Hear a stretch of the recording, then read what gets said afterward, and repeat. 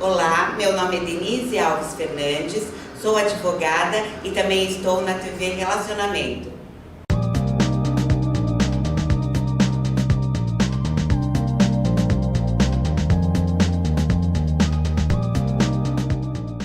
Olá, internautas, iniciamos mais um programa Gestão Executiva.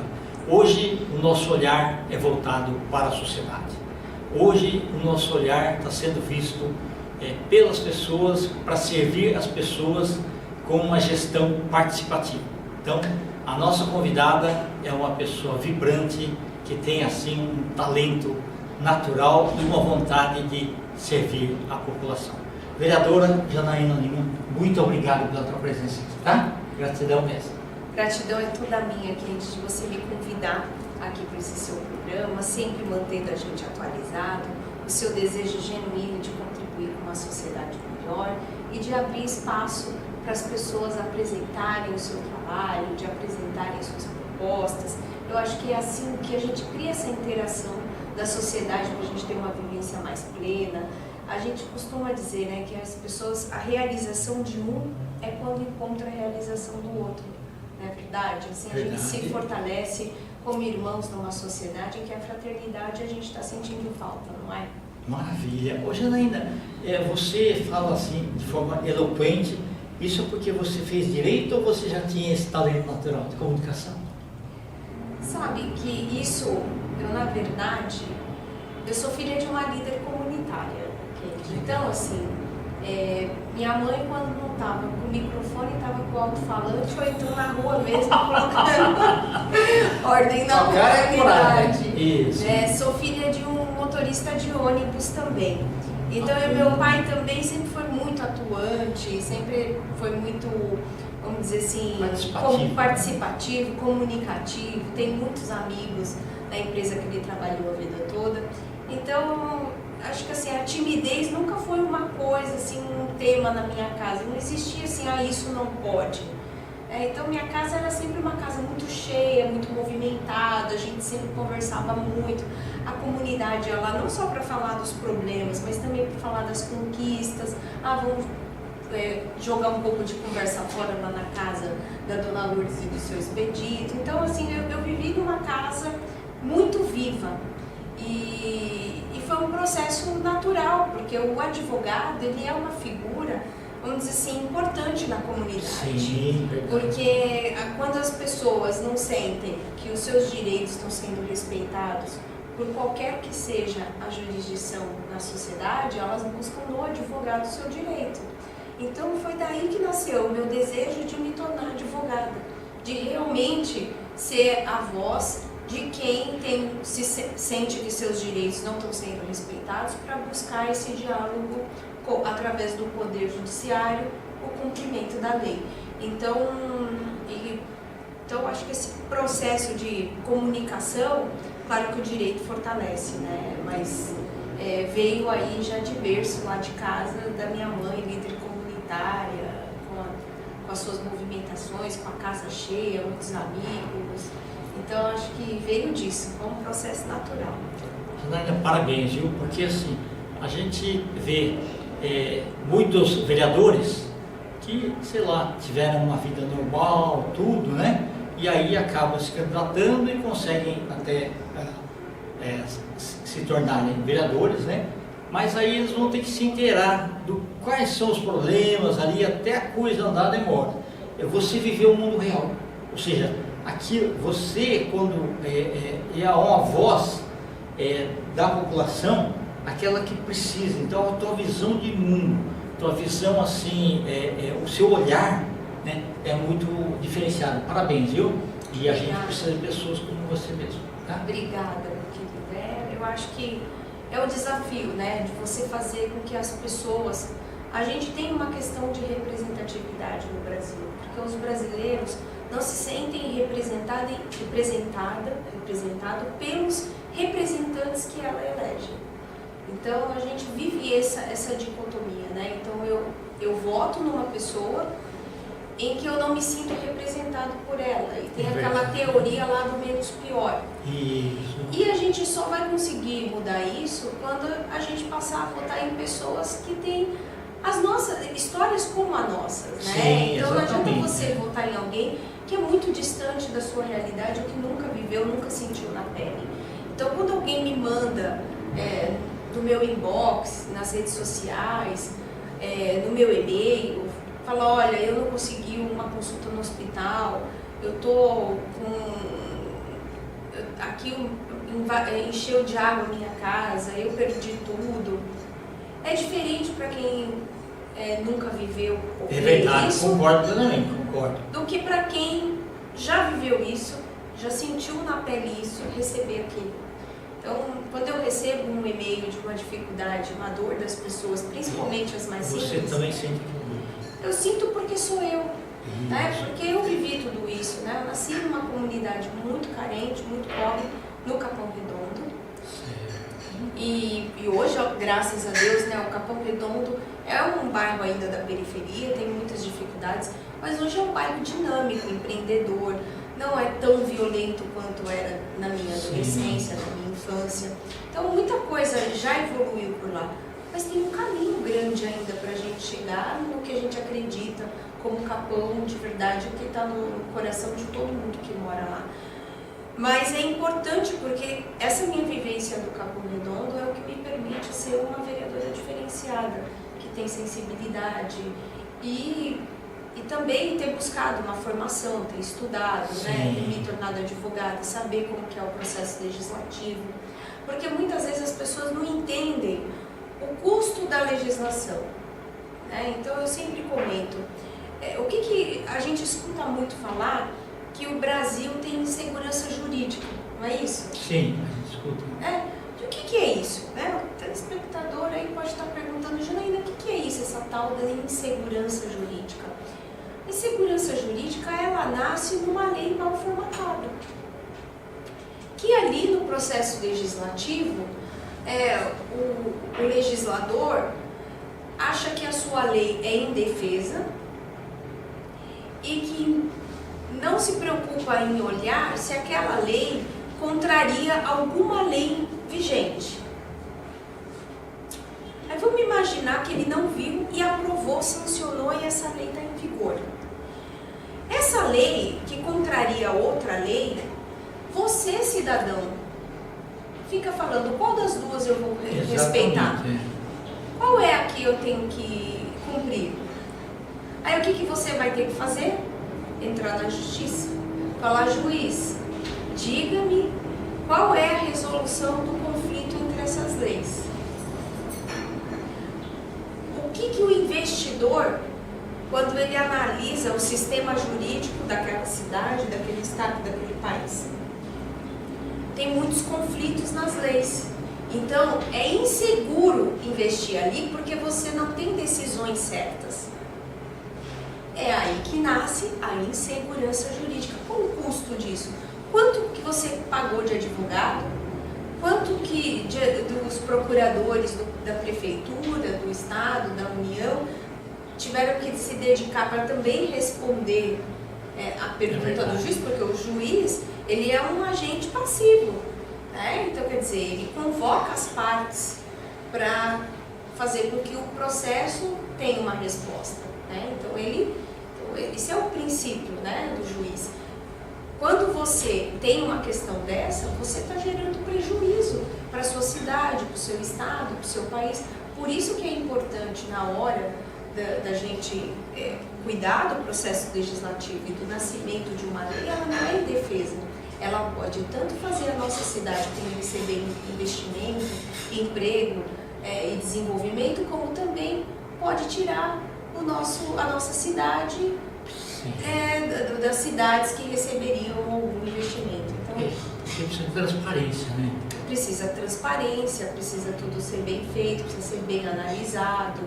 E por isso que nem sempre as coisas têm condições de ser rápidas, como muitas vezes são colocadas. Precisa ter uma maturidade, um processo legislativo, precisa acontecer com a participação das pessoas. Por quê? Porque ele tem impacto na vida das pessoas. Então a sociedade tem que participar dela. E é por isso que existem as audiências públicas, né? Para que a sociedade tome ciência disso. Perfeito. Janaína, vamos falar das suas realizações. Vamos. Pode falar. Eu tenho, assim, a honra, Kendi, de ter sido a vereadora autora da lei que zerou a fila da creche. Parabéns. Só isso daí já te referenda muito. Parabéns. É uma coisa que me deixou muito feliz, porque quando eu cheguei na Câmara Municipal, no primeiro final de semana seguinte, após as eleições de 2016, saiu uma manchete dizendo que tinham 69 mil crianças aguardando uma fila da creche. E foi uma vaga na creche que mudou minha vida, sabe? Minha mãe, ela é líder comunitária e ela foi convidada, né, como eu já tinha mencionado aqui. O padre chamou minha mãe e falou: Dona Lourdes, eu gostaria que a senhora cuidasse de uma creche. Montou a creche e minha mãe cuidava dessa creche para a igreja. E eu tinha epilepsia refratária. E eu começava na creche e terminava no hospital. Começava na creche e terminava no hospital. Eu tinha de 5 a 8 convulsões diárias. Então eu sei o que é o desafio do hospital público. E muitos médicos desenganavam assim minha mãe na perspectiva que eu teria uma vida normal, né? Então sempre colocaram a minha mãe preparando ela para criar os demais filhos para cuidarem da filha caçula. E eu percebi, né, naquele momento, com aquela creche, vendo as crianças, que eu queria ser uma criança normal, que eu queria estudar, que eu queria aprender. E a professora da creche percebeu isso, virou para minha mãe e falou assim: Dona Lourdes, a sua filha é perfeita, presta atenção nela. Antes dos 5 anos, quem já sabia ler e escrever o básico. Eu virei, vamos dizer assim, uma novidade na comunidade. As pessoas que moravam em outras cidades... Vira referência. Moravam em outras cidades, tinham familiares, né, em outras cidades, pediam para a Janaína escrever cartas para os seus familiares. Então, muito nova, eu aprendi a colocar no papel o que está no coração das pessoas. E eu acho que é isso que eu tento fazer com as minhas leis. Certo. Né? Isso foi um processo natural. Você faz a parte racional, mas o emocional está muito preso dentro de você, né? Com certeza. Porque o papel, ele é frio, mas as consequências daquele papel podem ser muito quentes. Sim. Pode ser muito transformador. E o marco legal da primeira infância, ele não só zerou a fila da creche, ele aumentou o número de mães que fazem pré-natal, aumentou o número de consultas no pré-natal, até cirurgia intrauterina a gente faz hoje, aumentou o número de testes do pezinho. A criança já sai com a vaga na creche já no 4º mês da gravidez, redução da mortalidade infantil. As famílias que têm criança de 0 a 6 anos têm prioridade nos cadastros habitacionais, tanto na Coab quanto nos outros programas de habitação da nossa cidade. Tem vários e vários olhares especiais para aquela criança e para a família, tendo uma criança de 0 a 6 anos. Essa foi o grande diferencial dessa lei. Uma coisa bacana também que essa lei tem, Kendi, é que a gente digitaliza todos os dados dessas crianças. Então, por exemplo, isso é um processo que a gente está... Eu creio, eu tenho fé que até o próximo mandato a gente vai conseguir implementar isso em todas as crianças. Estamos evoluindo nisso. Mas é a digitalização, tanto da carteirinha de vacinação, do conteúdo, né, do histórico escolar, com o acompanhamento pediátrico e da assistente social. Com esses 4 serviços digitalizados, se a criança está com dificuldade de aprendizado e o professor descobre que ela vai fazer um teste de oftalmologia e tem a recomendação de um óculos, ela já sabe o que está acontecendo com aquele aluno. Verdade.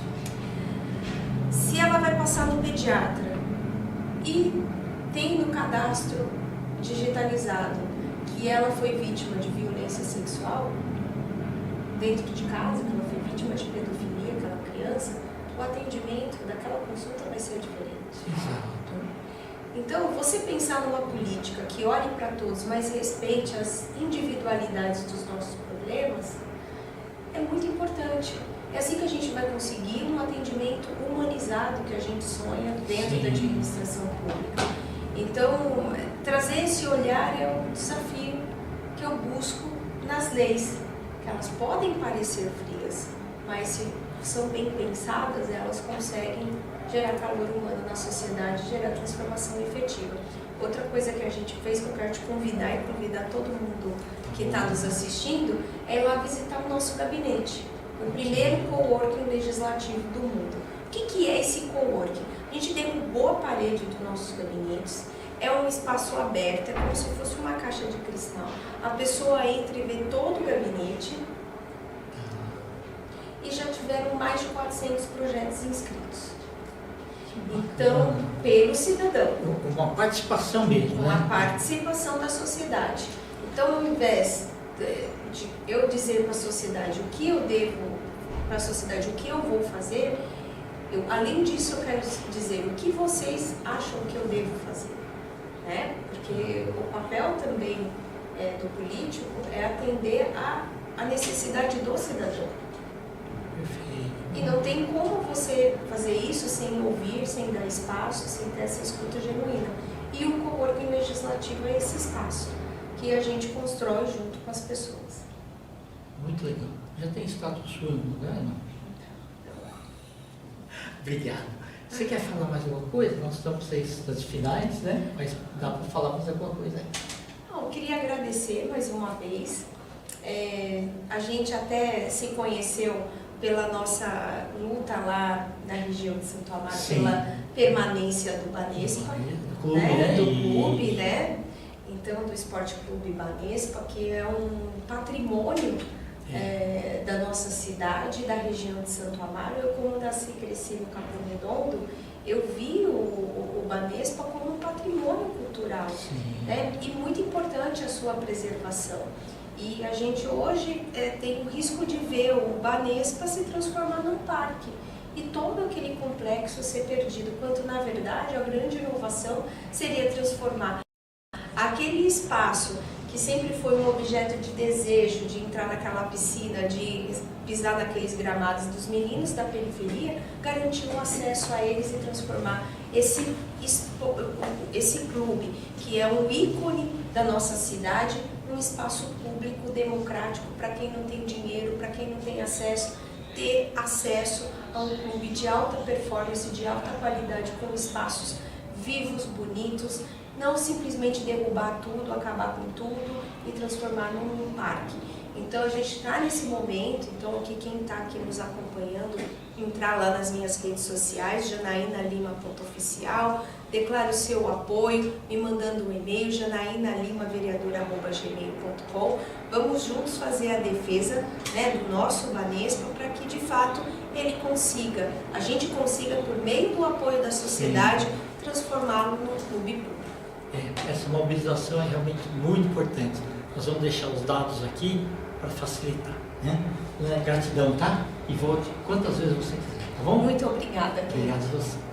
Internautas, os agradecimentos então a essa fantástica vereadora, né? Não só do lado político, mas do seu lado de humanização, né? E entrega de resultados. Janaína Lima, nós finalizamos mais um Gestão Executiva. Grande abraço e até a próxima.